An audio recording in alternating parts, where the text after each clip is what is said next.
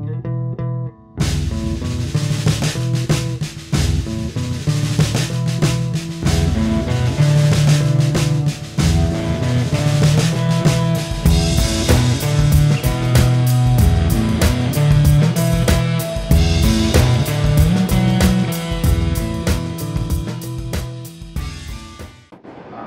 here today to announce that the Charlotte Business Guild voted to become the Charlotte LGBT Chamber of Commerce.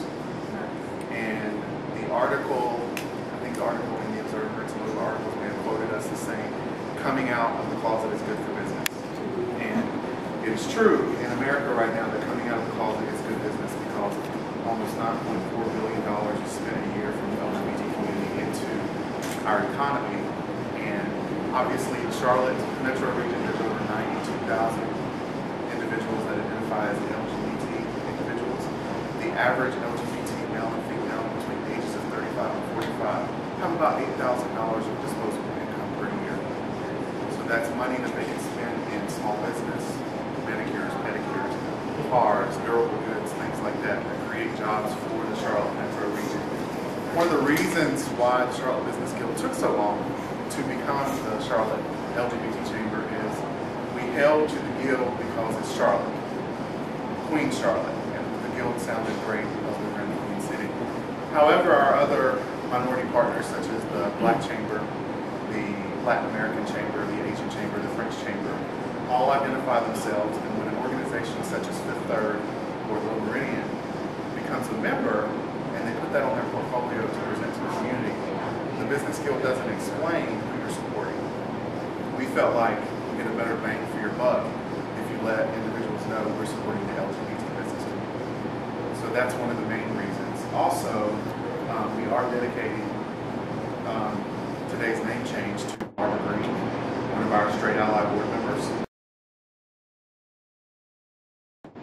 Most of the chambers in the LGBT chambers call themselves the Gay and Lesbian Chamber of Seattle or the Gay and Lesbian Chamber of Los Angeles, but just like in the non-discrimination ordinance here, we're not going to leave the B's and the T's behind, so we chose to call ourselves the LGBT Chamber of Commerce and further explain to people that those individuals are just as important in our community as others because there are transgender business owners and there are bisexual business owners that exist in the Charlotte community.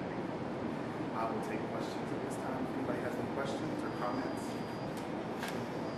You mentioned the LGBT discrimination ordinance that was up before City Council. It was a contentious debate. There was a suggestion from some of the opponents that they would be forced somehow into supporting things, and it was very emotional.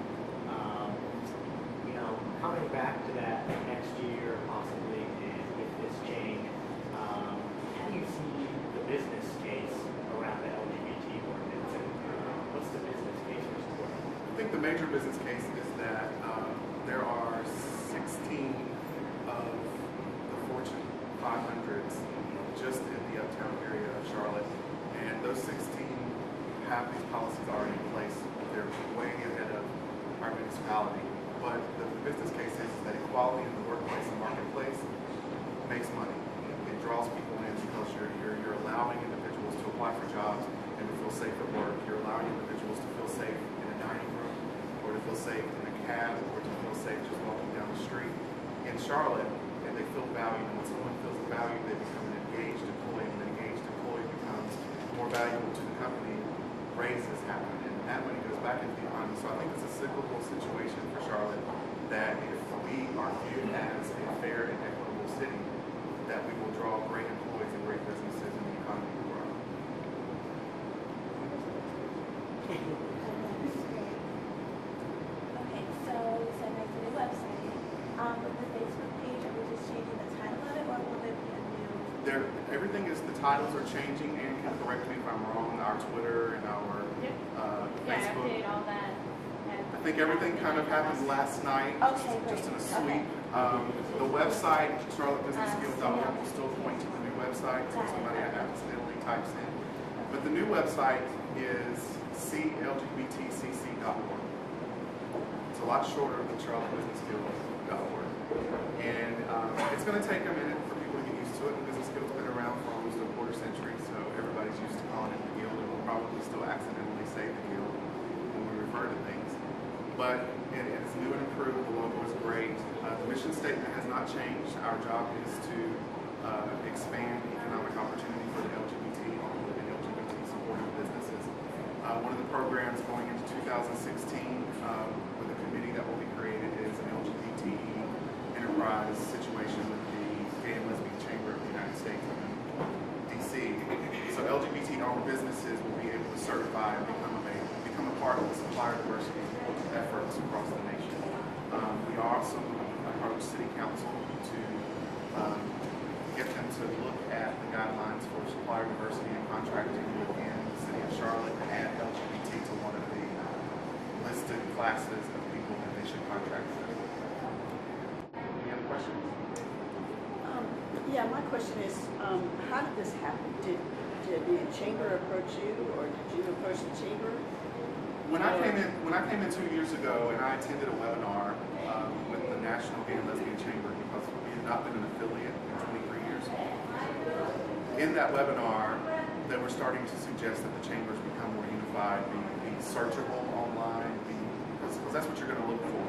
You're going to look for a chamber, not the business guild.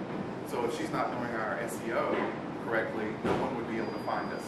And so it was hard to explain why is it this way. So I brought it up in a board meeting, 3 meetings into my first term, and I was shot down rapidly by the board that we're not going to change the name. We love the name. It is a marketing standpoint because it makes people ask, and then you have to explain. It gives you a talking point. Fast forward 2 years later, I sent 2 of those individuals down to a conference in Houston, and they came back and they were absolutely pumped to the point where when I said it again, they were like, "Oh yes, you're right. This is absolutely what we need to do. This is where we're going. This is what we need." And we presented it to the board last week. It was a contentious discussion because people have emotional ties to that name, and that name has been around a very long time. And so in that process, the board did pass it by a large majority, and we understood the value of changing the name. But we also understood our historical aspect as well. So once we apply, and Charles applies for the 501c3 for educational foundational purposes, it will become the Business Guild Foundation. So that way we still hold on to the historical aspect of it. If you don't know the story, the Business Guild was formed by Charlotte Observer. One of the sitting members of the first board was Charlotte Observer's Dark King, which is what our awards are named after. And it was formed as a hiding place for business owners that were gay to be able to congregate, mix and mingle, and socialize. And that name would mask it so they didn't feel danger. Because at that time they were going through some police issues with LGBT people. There was a lot of discrimination in the early 90s, and this organization was formed for them to be able to sit and have coffee and drink at the bar and be able to talk about business, but also just be themselves. Fast forward 23 years later, and landmark rulings by the Supreme Court and things that are going on across the nation, and there's no reason to hide anymore. And every person in this room should be proud of who they are and be able to be who they are, not only in business, but also in their personal life. And so the Charlotte Business Guild is going to echo that by doing this name change, because ultimately, as an HR professional for over 15 years, it is good when people can be themselves at work, and they do work better, they do produce, and coming out of the closet is ultimately good for business. I'm just curious, you kind of alluded to it, but why is the time now to change the name? What impact do you think that will have on Charlotte? I think the impact is, number one, when we go into the next battle for the LGBT cause, and obviously equality in HRC, you're going to see a lot of this, it's the non-sexy battle. It's not the one that's the feel-good or fuzzy. It's not the one that everybody necessarily wants to get into, because it's the one that they don't really see, and that's workplace and marketplace discrimination. You can't see it. It happens on a daily basis, and it happens slowly. It can happen from an HR office, it can happen from a benefits office, and it's something that over time we haven't really collected any data, so we don't have any empirical data to be able to take to the councils. And we're working on something in Charlotte. Mel Hartsel and the organization have started compiling data of discrimination, but we don't know when someone's asked to leave a restaurant. We don't know when someone's refused a cab because they look transgender by standards of the person that's driving the cab. So those are the things that impacted this change, and that we need to be out in front, and we need to let them know that there are viable business owners and people that contribute to society and pay their taxes and take care of their homes and drive property values up and spend money in their city and have one of the I think it's the second largest festival in Charlotte, dollar-wise per day or per hour event with Charlotte Pride. That we are here, we're not going anywhere, and we're a large presence, and we can affect elections, we can affect business, we can affect economy, and when we say something, we do it. And I think that that's probably what drove the change the most. Thank you for coming. Thank Blue Meridian, who is one of our major sponsors for 2016. They're coming on board. Their staff is here today. And also, we are going into 2016. The count this morning was, when I started 2 years ago, we had one corporate sponsor coming out of the gate. Business Guild had never had a corporate sponsor. And going into next year, we're almost to 16 now listed sponsors for the Charlotte. Also, we have Visit Gay Charlotte. I don't know what Visit Gay Charlotte is. It is the LGBT CRBA. She works closely with the CRBA.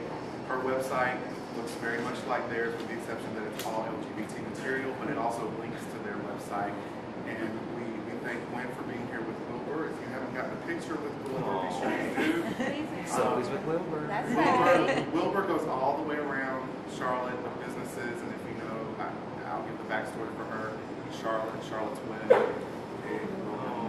So he visits businesses, and that's how Wilbur advertises businesses across Charlotte.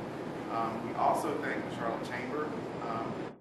I'm learning that in the Southeast, most of the LGBT chambers do not have a relationship with their city chambers. For example, Atlanta is struggling with their LGBT chamber becoming part of the diversity panel down there, and we're trying to work on how to accomplish that. And it's always dealing with politics and how it looks. But we have a wonderful president in Bob Morgan who values what we say and what we do.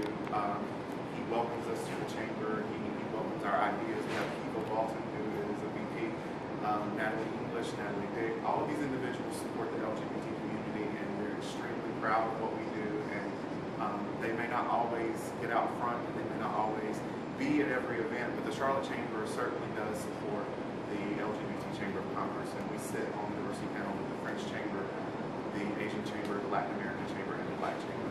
So let's give this Also, we have strategic partners here in HRC and also Equality North Carolina, and we have another Equality North Carolina crew back there, so you'll have three. And they are wonderful individuals that we partner with for state issues, for local issues. If you know anything about the non-discrimination ordinance, it was not a one-person situation. It was a group effort. Not a dime was really spent on that situation. We didn't spend a lot of money, and we all got together as organizations. And what you've seen in that room that night, the majority of people sitting in those chairs were supportive. We're from these organizations working hard, and the Business Guild will work hard again once we bring it up again next year. Ollie's is a 2016 supporter of the Business Guild as well. They came on as a supporter. We're excited about the people, especially Meridian. Meridian has, if you haven't stayed there, see, now I can speak from experience because I stayed there the night of my wedding. So Meridian is absolutely wonderful. If you haven't eaten at that Evoke restaurant, go try it out. We're going to have some events there between now and the end of the year. The October event is the 27th. It is there at 6:30, and there's a cocktail reception afterwards. It's on personal branding, and I think that the speaker is